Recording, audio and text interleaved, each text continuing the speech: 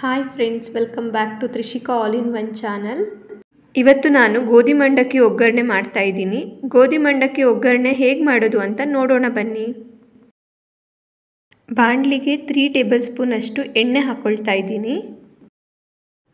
Stove medium ಫ್ಲೇಮಲ್ಲಿ ಇಟ್ಕೊಂಡಿದ್ದೀನಿ.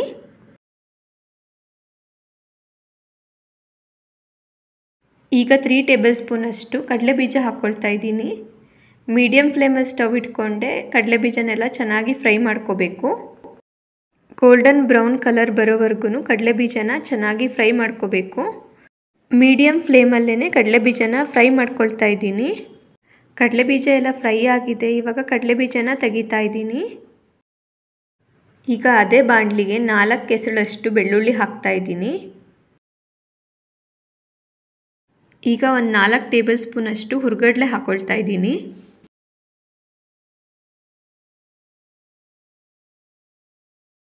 ಎರಡು ಟೇಬಲ್ ಸ್ಪೂನ್ ಅಷ್ಟು ಸಾಸಿವೆ ಹಾಕ್ಕೊಳ್ತಾ ಇದ್ದೀನಿ. ಸ್ವಲ್ಪ ಕರಿಬೇವು ಹಾಕ್ಕೊಳ್ತಾ ಇದ್ದೀನಿ. 3 ಒಣಮೆಣಸು ಹಾಕ್ಕೊಳ್ತಾ ಇದ್ದೀನಿ. ಈಗ ಚೆನ್ನಾಗಿ ಮಿಕ್ಸ್ ಮಾಡ್ಕೊಳ್ತಾ ಇದ್ದೀನಿ. ಲೋ ಫ್ಲೇಮಲ್ಲಿ ಇಟ್ಕೊಂಡೇ ಈ ಥರ ಫ್ರೈ ಮಾಡ್ಕೋಬೇಕು.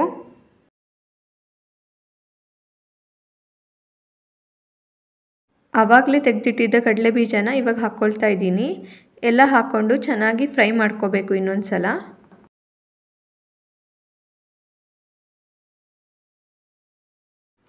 ಅರ್ಧ ಚಮಚದಷ್ಟು ಅರಿಶಿನದ ಪುಡಿ ಹಾಕ್ಕೊಳ್ತಾ ಇದ್ದೀನಿ. ಅರ್ಧ ಚಮಚದಷ್ಟು ಉಪ್ಪು ಇಲ್ಲಿ ಹಾಕ್ಕೊಳ್ತಾ ಇದ್ದೀನಿ. ನಿಮಗೆ ರುಚಿಗೆ ಎಷ್ಟು ಉಪ್ಪು ಬೇಕೋ ಅಷ್ಟು ಹಾಕ್ಕೊಳ್ಳಿ.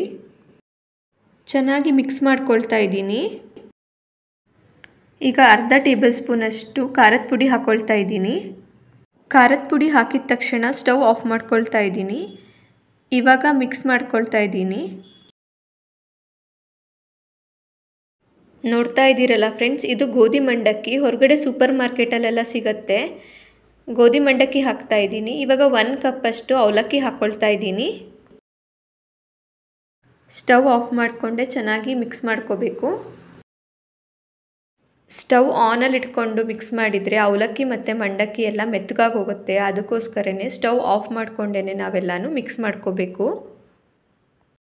ಗೋಧಿ ಮಂಡಕ್ಕಿ ಒಗ್ಗರಣೆ ಟೀ ಟೈಮ್ ಸ್ನ್ಯಾಕ್ಸ್ ಆಗಿ ತಿನ್ನೋದಕ್ಕೆ ತುಂಬ ಚೆನ್ನಾಗಿರುತ್ತೆ.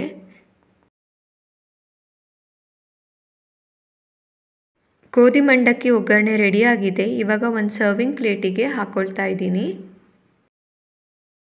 ಗೋಧಿ ಮಂಡಕ್ಕಿ ಒಗ್ಗರಣೆ ಗರಿಗರಿಯಾಗಿ ಚೆನ್ನಾಗಿ ಬಂದಿದೆ. ನೀವು ಒಂದ್ಸಲ ಟ್ರೈ ಮಾಡಿ ನೋಡಿ. ಕ್ವಿಕ್ಕಾಗಿ ಟೀ ಟೈಮ್ ಸ್ನ್ಯಾಕ್ಸ್ ರೆಡಿ ಆಗಿಬಿಡತ್ತೆ.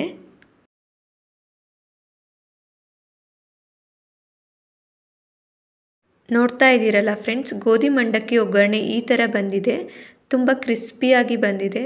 ತುಂಬ ಟೇಸ್ಟಿಯಾಗೂ ಇದೆ. ಈ ಥರ ಮನೇಲಿ ನಾವೇ ಸ್ನ್ಯಾಕ್ಸ್ ರೆಡಿ ಮಾಡಿ ಒಂದು ಏರ್ಟೈಟ್ ಕಂಟೈನರ್ಗೆ ಹಾಕಿ 20 to 30 ಡೇಸ್ವರೆಗೂ ಇಟ್ಟರು ಏನೂ ಆಗಲ್ಲ. ಕ್ರಿಸ್ಪಿಯಾಗೇ ಇರುತ್ತೆ. ಆರಾಮ್ಸೆ ಸ್ಟೋರ್ ಮಾಡಿಡ್ಬೋದು. ಈ ರೆಸಿಪಿ ಇಷ್ಟ ಆದರೆ ಪ್ಲೀಸ್ ಲೈಕ್ ಮಾಡಿ, ಶೇರ್ ಮಾಡಿ, ಸಬ್ಸ್ಕ್ರೈಬ್ ಮಾಡಿ. Thanks for watching.